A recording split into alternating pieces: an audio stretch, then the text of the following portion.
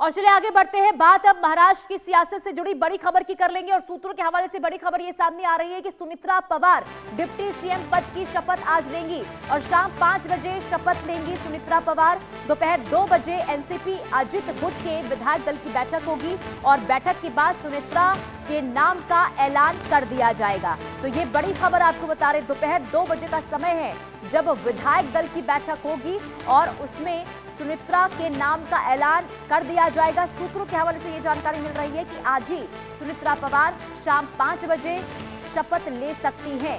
कल लगातार मुलाकातों का सिलसिला देखा हमने कि लगातार एक लंबी मुलाकात हुई, बातचीत हुई, इसके बाद सहमति बनी और अब खबर सामने आ रही है सूत्रों के हवाले से कि आज डिप्टी सीएम पद की शपथ ले सकती हैं सुमित्रा पवार। अभी राज्यसभा सांसद है और बारामती के देखिए बारामती से अजित पवार कई बार के विधायक रहे हैं। इसके बाद आपको बता दें कि कई बार के डिप्टी सीएम भी रहे हैं और मौजूदा सरकार में भी वो डिप्टी सीएम थे। और ऐसे में जब ये हादसा हुआ, इस हादसे के बाद सवाल ये उठ रहे थे कि आखिर अब अजित पवार की जगह कौन लेगा। तो इसमें अब सुमित्रा पवार का नाम सामने आ रहा है और माना यह जा रहा है कि आज ऐलान कर दिया जाएगा कि सुमित्रा पवार ही डिप्टी सीएम होंगी। और हमारे संवाददाता शाहिद अंसारी तमाम जानकारी के साथ जुड़ चुके हैं। शाहिद, आज 2 बजे एनसीपी विधायक दल की बैठक होने वाली है, इसे लेकर जानकारी दे और ये माना जाए कि लगभग सुमित्रा पवार का जो नाम है जो सामने आ रहा है डिप्टी सीएम के तौर पर, वो तय है। जी बिल्कुल। देखिए, कल जो है, कल से ये सियासी हलचल तेज हुई है और सभी लीडर जो है, खासकर छगन भुजबल और प्रफुल्ल पटेल या बाकी लोग जो है, इन सब चीजों को लेकर जो है जी। लगातार जो है सत्ताधारी पक्ष से जो है तालमेल बनाए हुए थे। कल जो है राज्य के मुख्यमंत्री से उन्होंने मुलाकात की और उन्होंने इस बात को लेकर जो है हामी भर ली है कि उन्हें कोई आपत्ति नहीं है। जिसके बाद आज 2 बजे जो है इनके विधायक दल की बैठक है और उसके बाद विधायक दल की बैठक के बाद जिसका सुनेत्रा पवार का जो है चयन किया जाएगा ताकि अजीत पवार की जगह वो ले। पार्टी के जो है जानशीन या जो पार्टी के रहबर जो रहेंगी वो सुनेत्रा पवार रहेंगी और जो पार्टी के बागडोर जिसके हाथों में रहेगी वही डिप्टी सीएम के ओहदे पर होगा। ये बात इंटरनली पार्टी ने डिसाइड किया है। हम्म। जानकारी में ये बात सामने आई है कि सुनेत्रा पवार को जो है ये चयन करने के बाद फिर शाम 5 बजे के आसपास जो है ये शपथ विधि का प्रोग्राम किया जाएगा या वो शपथ लेंगी। अभी जब आपको मैं बता दूं कि अजीत पवार के जो आकस्मिक देहांत के बाद जो है पूरे राज्य में, खासकर जो है बारामती की जो जनता है और पार्टी की भी, उनके जो लोग हैं, जो आला लीडर हैं, उनकी जो ख्वाहिश थी कि अजीत पवार की जगह जो है सुनेत्रा पवार को जो है उप मुख्यमंत्री के पद पे जो है नियुक्त किया जाए। जिसके बाद जो है पार्टी के सभी लीडरों ने जो है राज्य सरकार यानी मुख्यमंत्री फडणवीस से बातचीत की और बातचीत करने के बाद फडणवीस ने यह आश्वासन दिया है कि उन्हें कोई आपत्ति नहीं है और वो इस पद पर जो है नियुक्त करने में उनको हम्म। अजीत पवार की जगह जो है उनको नियुक्त करने के लिए जो है बाकी की जो फॉर्मेलिटीज है, जो प्रक्रिया है, वो पूरी की जाए। हम्म। चूंकि सुनेत्रा पवार जो है राज्यसभा है और उसके बाद जो है राज्यसभा उनको जो है इस ओहदे पर नियुक्त करने के लिए जो है आज जो है पार्टी की जो बैठक है, उस बैठक में जो है उनका चयन किया जाएगी कि ठीक है। पार्टी की बागडोर उनके हाथों में दी जाएगी। फिर उसके बाद जो है शाम 5 बजे के आसपास जो है ये जानकारी मिली है कि वो उप मुख्यमंत्री पद के लिए जो है शपथ लेंगी। जी। ठीक है। लेकिन शायद अब देखिए, जब डिप्टी सीएम के नाम को लेकर सुनेत्रा पवार का नाम सामने आ रहा है तो सवाल ये भी उठ रहे हैं कि अजीत पवार के पास जो मुख्य विभाग थे, खास करके वित्त मंत्रालय उनके पास था, आबकारी विभाग उनके पास था, खेल विभाग उनके पास था, तो क्या ये सभी सुनेत्रा पवार को दे दिए जाएंगे जब अब डिप्टी सीएम के तौर पर वो पद शपथ ले लेंगी? जी बिल्कुल। देखिए, अजीत पवार के पास जो था राज्य के जो मुख्य और बहुत अहम जो है जो डिपार्टमेंट थे वो उनके पास थे। हालांकि अब तक जो है देखिए सबसे पहली चीज ये होती है कि उस ओहदे पर उनको नियुक्त करना। उसके हम्म। बाद जो है ये देखा जाएगा कि उनसे भी बातचीत की जाएगी, पार्टी के लीडरों से बातचीत की जाएगी। फिर उसके बाद कौन से ओहदे पर उनको, कौन से विभाग उनके हाथों में दिए जाए, इस बारे में जो है सरकार और तीनों पार्टियों की जो है मीटिंग होगी। हम्म। हालांकि अब तक जो है देखिए ये स्पष्ट हो गया। आप देखिए बहुत पहले जो है पहली उप मंत्री हैं जो महिला रहेंगी और बहुत ही कम हम्म। समय में ये फैसला लिया गया है। 24 महज अजीत पवार की मौत के 24 घंटे के अंदर ही ये फैसला लिया गया है। जी। तो विभाग जो है माने नहीं रखते, पहले उनके लिए यह है कि उस ओहदे पर उनको नियुक्त करें। फिर उसके हम्म। बाद जो है जिन जिन विभाग पर अजीत पवार थे उन विभाग पर उनको नियुक्त किया जाना, इसके लिए भी जो है बातचीत होगी और उसके बाद जो है उनको नियुक्त किया जाएगा। जी। हम्म। बिल्कुल, लेकिन इसी के साथ अब अजीत गुट और शरद पवार गुट को लेकर जो खबरें सामने आ रही है, उससे लेकर क्या अभी बता पाएंगे आप? क्या वाकई में विलय को लेकर संभावनाएं बनती हुई नजर आ रही है? क्योंकि खबर ये भी सामने आ रही है कि जब ये हादसा हुआ था, उससे पहले शरद पवार गुट के साथ बैठकें हुई थी अजीत पवार की, उसमें लगभग सहमति बन गई थी विलय को लेकर। तो अब क्या संभावना बताई जा रही है इसे लेकर? नेता देखिए कुछ चीजें जो है सामने आई है, जिनमें से देखिए आपको याद होगा कि एकनाथ खड़से का बयान। एकनाथ हम्म। खड़से ने अपने बयान में ये बात कही थी कि अजीत पवार जो है और शरद पवार, ये पार्टी दोनों मर्ज होने वाली थी और इसको लेकर जो है वो ऐलान भी करने वाले थे कुछ ही समय में। लेकिन उनका निधन हो गया, जिसकी वजह से ये बात जो है अभी तक बाहर नहीं आ पाई। लेकिन खड़से हम्म। का ये जो बयान है, आप इसको इस नजरिए से देखेंगी तो चूंकि उस पवार परिवार में आप देखिए, अगर आपकी कौन बड़ा कौन है, चाहे वो सियासी उसमें देखें, नजरिए से देखें या पारिवारिक नजरिए से देखें, तो जी। उसमें देखिए शरद पवार ही जो है उस परिवार में सबसे बड़े नजर आते हैं।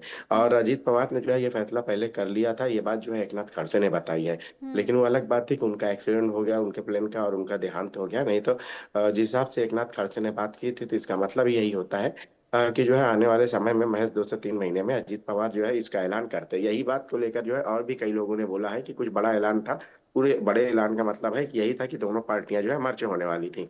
अब देखिए शरद पवार उस पार्टी में और उस परिवार में सबसे बड़े हैं, तो संभव है कि अब जो है ये उप मुख्यमंत्री पद पर इनको नियुक्त किया जाए। हो सकता है कि इसके बाद जो है ये जो अजीत पवार ने सोचा था, जाहिर सी बात है कि उनकी पत्नी है तो उनको ये बात पता भी होगी कि अजीत पवार ने जो है क्या सोचा था। बातचीत तो घर में उनकी हुई होगी। अब उसके बाद जो है, चूंकि शरद पवार उस परिवार के ही ना सिर्फ मुखिया के तौर पर है, बल्कि जो है उस सियासी लीडर भी जो है पुराने हैं और बड़े हैं, तो संभव है कि जो है जिस तरह से एकनाथ खड़से ने कहा है, तो आने वाले समय में दोनों पार्टियां एक हो सकती हैं। जी। हम्म। और प्रफुल्ल पटेल को लेकर जो खबर सामने आ रही है कि पार्टी की कमान उन्हें सौंपी जाएगी, तो इस पर क्या सहमति बनती हुई नजर आ रही है क्या शाहिद? देखिए अभी तक तो पहले जो है माने ये रखता है कि पार्टी की बागडोर जो है सुनेत्रा पवार के हाथों में सौंपी जाए। हम्म। और मुख्यमंत्री पद का उप मुख्यमंत्री पद का दावेदार वही होगा जिसके हाथों में पार्टी की बागडोर होगी। हम्म। तो ये सारी चीजें होने के बाद जब ये हो जाएगा, तो उसके बाद जो है ये प्रफुल्ल पटेल है, या क्योंकि देखिए पहले तो होता है कि पार्टी का जो लीडर कौन है, जी। पार्टी का लीडर जो होगा उसी को उप मुख्यमंत्री बनाया जाएगा, और फिर उसके हम्म। बाद ये फैसला लिया जाएगा हम्म। कि किसको जो है पार्टी की बागडोर हाथों में सौंपी जाए। हम्म। आमतौर पर जो है अभी फिलहाल अगर पार्टी में देख लें तो प्रफुल्ल पटेल का कद जो है बड़ा है, तो संभव है कि उनके हाथों में ये बागडोर दी जाएगी। जी। हम्म। बिल्कुल। और अगर एनसीपी का अजित गुट का अगर विलय शरद पवार गुट के साथ होता है शाहिद, तो आगे हम क्या स्थिति देख सकते हैं महाराष्ट्र की सियासत में? क्या हो सकता है आने वाले दिनों में? देखिए तब सियासी हलचल भी जो है तेज हो सकती है। हम्म। संभव है कि जो है इस सियासत में जो है बहुत सारी चीजें आगे बढ़े, और संभव ये भी है कि देखिए अगर शरद पवार के साथ विलय होता है तो भाई महायुति का फिर हिस्सा कौन होगा, ये 2-3 सवाल बहुत अहम है। हम्म। क्या शरद पवार महायुति के साथ आते हैं? अब हम्म। अगर वो उप मुख्यमंत्री बनती हैं, तो जाहिर सी बात है कि अगर दोनों पार्टियां का विलय होता है, तो हम्म। फिर जाहिर सी बात है कि शरद पवार अगर उस पार्टी की मुखिया रहेंगे, तो उसमें दो अहम बातें रहेंगी। एक तो ये कि क्या फिर शरद पवार को मान लिया जाए कि वो महायुति के हिस्सा रहेंगे, हम्म। ये बात सब है। और अगर महायुति के वो हिस्सा रहते हैं, क्योंकि अब तक तो वो महाविकास आघाड़ी के हिस्सा खुद को बता रहे हैं, तो हम्म। जाहिर सी बात है ये आने वाले समय में पता चल पाएगा। लेकिन अब तक जो चीजें साफ है कि अभी फोकस जो है इनका उप मुख्यमंत्री पद को लेकर है। जी। हम्म। और अब क्योंकि देखिए ये भी अब खबर थी शाहिद कि जो विलय को लेकर संभावना इस वक्त जताई जा रही है, फिर जो खबरें सामने आ रही है, इसमें ये भी बताया गया कि अजित गुट में भी दो मत सामने आ रहे हैं। यानी कि एक तबका ये चाहता है कि विलय होना चाहिए, एक तबका चाहता है कि विलय नहीं होना चाहिए। तो कहीं ना कहीं ये माना जाए कि अजित गुट में भी कहीं ना कहीं मतभेद इस वक्त बनती नजर आ रही है विलय को लेकर। देखिए मतभेद था, इसीलिए तो अजीत पवार ने अपनी पार्टी खुद की खड़ी की थी। हम्म। ये सियासी मतभेद तो था ही। अब जब अजीत पवार नहीं है, तो अब जाहिर सी बात है कि लोग तो चाहते हैं कि पार्टी का कोई बड़ा लीडर हो। बड़ा लीडर में अगर पार्टी इंडिविजुअल रहेगी, तो जाहिर सी बात है कि सुनेत्रा पवार रहेंगी। सुनेत्रा पवार अगर उप मुख्यमंत्री रहेंगी, तो हम्म। प्रफुल्ल पटेल को भी किया जा सकता है। अब हम्म। बात यह रही है कि देखिए मतभेद की, तो देखिए अजीत पवार जब थे तो उस वक्त भी जो है मतभेद था। अब अजीत पवार नहीं है, अब पार्टी चूंकि सुनेत्रा पवार के हाथों में बागडोर है, तो अब जो है कैसे आगे क्या होगा, बेहतर क्या होगा, उस हिसाब से बातचीत की जाएगी। और इसके लिए मर्ज करना ये एक आसान चीज नहीं है कि अजीत पवार नहीं है ऐलान कर दिया गया, बल्कि सभी के राय मशवरे से ही चीजें की जाएंगी। जी ठीक है। और शाहिद, क्योंकि देखिए जब सुनेत्रा पवार डिप्टी सीएम पद की शपथ ले लेंगी तो उन्हें देखिए राज्यसभा की सदस्यता छोड़नी होगी और इसके बाद बारामती से उन्हें चुनाव भी लड़ना होगा। ऐसे में 2024 की अगर लोकसभा की स्थिति की अगर हम बात करते हैं तो अपनी ननद यानी कि सुप्रिया सुले के सामने खड़ी हुई थी, हार का सामना उन्हें करना पड़ा था, लेकिन अब की स्थिति क्या बता रही है? अगर वहां पर उपचुनाव होते हैं तो क्या स्थिति बन सकती है? देखिए पुनीता, तब और अब के हालात में जमीन आसमान का फर्क है। अजीत पवार नहीं है तो जाहिर सी बात है परिवार के साथ, जनता के साथ साथ परिवार की भी तो सिंपैथी इनके साथ है। यही वजह रही है कि अब जो है जो चुनाव भी होगा, अब तो जाहिर सी बात है कि परिवार के लोग तो उनके साथ हैं, अजीत पवार नहीं है। देखिए इस परिवार में भले सियासी घमासान रही हो, लेकिन पारिवारिक रूप से जो है इंटरनल जो है वो घमासान नहीं रही है। इतना सब कुछ होने के बाद भी जो है अजीत पवार उस परिवार को जो है मेंटेन किया उन्होंने। परिवार की जो मिलना जुलना या ये सारी चीजें नहीं है उसको तो उन्होंने मेंटेन ही किया। अब चूंकि हालात ऐसे हैं, अजीत पवार नहीं है, तो मुझे तो नहीं लगता है कि उस परिवार से कोई और उनके विरोध में खड़ा होगा या ठीक है। क्योंकि सभी लोग जो है ये सारी चीजें देख रहे हैं और ऐसे समय में जो है जो सियासत से ज्यादा जो है परिवार भी मायने रखता है। ये दोनों चीजें देखी जाएंगी। जी ठीक है शाहिद, बहुत शुक्रिया तमाम जानकारी देने के लिए। कुल मिलाकर देखिए ये कह सकते हैं कि महाराष्ट्र की सियासत में एक नया अध्याय जुड़ने जा रहा है, जब महाराष्ट्र में पहली बार महिला उप मुख्यमंत्री बनने जा रही हैं। और इसी से जुड़ी आपको रिपोर्ट दिखाते हैं कि सुनेत्रा पवार को लेकर चर्चाएं चल रही है और यह भी माना जा रहा है कि आज शपथ भी सुनेत्रा पवार ले लेंगी। इसी से जुड़ी पूरी रिपोर्ट देखिए। महाराष्ट्र में सियासी मंथन जारी है। अजीत पवार के निधन के बाद डिप्टी सीएम का पद खाली है। उन्हें जो विभाग मिले थे उन विभागों को लेकर भी फैसला करना है। अजीत गुट के एनसीपी में इन बातों को लेकर चर्चाएं तेज हैं। जल्द ही पार्टी इस मामले में बैठक करने जा रही है। अजीत पवार का उत्तराधिकारी कौन, डिप्टी सीएम का पद किसे मिलेगा, जो विभाग उनके पास थे अब वो विभाग किसे दिए जाएंगे, ये विभाग पहले की तरह ही एनसीपी के पास रहेंगे, पार्टी की नेशनल लीडरशिप किससे दी जाएगी, पार्टी कार्यकर्ताओं को अजीत पवार की तरह कौन संभाल पाएगा। इन सवालों के बीच अजीत पवार की पत्नी सुनेत्रा पवार को डिप्टी सीएम बनाने की चर्चाएं भी तेज हो गई हैं। एनसीपी के वरिष्ठ नेता छगन भुजबल, प्रफुल्ल पटेल, सुनील तटकरे, धनंजय मुंडे ने मुख्यमंत्री देवेंद्र फडणवीस से उनके बंगले वर्षा पर मुलाकात की। छगन भुजबल ने बताया कि जल्द ही एनसीपी की बैठक होने जा रही है, जिसमें पार्टी के सभी विधायक और विधान परिषद के सदस्य मिलकर तय करेंगे कि अजीत पवार के खाली पद पर कौन बैठेगा। हालांकि छगन भुजबल के मुताबिक सुनेत्रा पवार को डिप्टी सीएम बनाने पर पार्टी में चर्चा हो रही है। सीएम साहब से जो है हम लोग गए थे, प्रफुल्ल भाई, तटकरे, मैं और मुंडे, कल भी हम मिले थे उनको रात को। तो टेंटेटिवली जो है कल हो सकता है क्या सब शपथ विधि से लेकर सारी चीजें,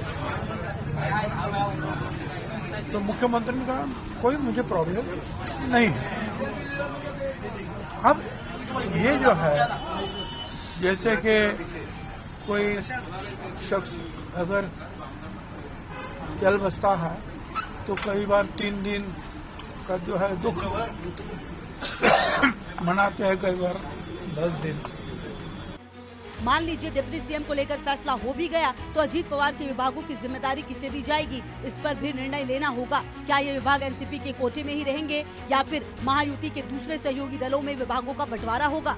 पार्टी नेता प्रफुल्ल पटेल ने कहा, एनसीपी के फैसलों पर अनिश्चितता नहीं, हमारी मांग है कि अजीत के पोर्टफोलियो को लेकर अनिश्चितता ना हो। एनसीपी से जुड़े फैसलों को लेकर कोई अनिश्चितता नहीं होनी चाहिए। महाराष्ट्र के डिप्टी सीएम और एनसीपी अजीत गुट के अध्यक्ष अजीत पवार के निधन के बाद महाराष्ट्र की सियासत में कई अटकलें लगाई जा रही हैं। क्या एनसीपी अजीत गुट का शरद पवार गुट वाले एनसीपी में विलय हो जाएगा? छगन भुजबल इस सवाल का जवाब तो टाल गए, लेकिन पार्टी के वरिष्ठ नेता अनिल देशमुख इससे इनकार नहीं कर रहे हैं। उनका कहना है कि दोनों गुटों के एक होने की इच्छा अजीत पवार पहले ही कर चुके हैं। ऐसा है कि दोनों पार्टी इकट्ठा आना चाहिए, ये माननीय अजीत दादा पवार की ये दिली इच्छा थी। उसके लिए उन्होंने काफी जयंत पाटिल साहब और हमारे सबसे काफी बार मीटिंग भी हुई, उनकी भी पार्टी में उसकी चर्चा हुई है। करके अजीत दादा चाहते थे कि जल्द से जल्द दोनों पार्टी इकट्ठा आना चाहिए और वो हिसाब से निर्णय हो चुका था। सिर्फ कब इसको डिक्लेयर करना है ये सिर्फ बाकी था। पहले यह तय हुआ था कि महानगर पालिका के चुनाव के बाद में 20 जनवरी तक इसका डिक्लेरेशन करके दोनों पार्टी इकट्ठा आएंगी, लेकिन एक जिला परिषद के चुनाव लगने से थोड़ा ये फैसला आगे गया। बहरहाल अजीत पवार के पास महत्वपूर्ण विभाग थे, इसलिए पार्टी नेता प्रफुल्ल पटेल, छगन भुजबल का जोर है कि ये विभाग पार्टी के पास ही रहे, विभागों का प्रभार किसी अन्य सहयोगी दल को न जाए। Bureau report, India news.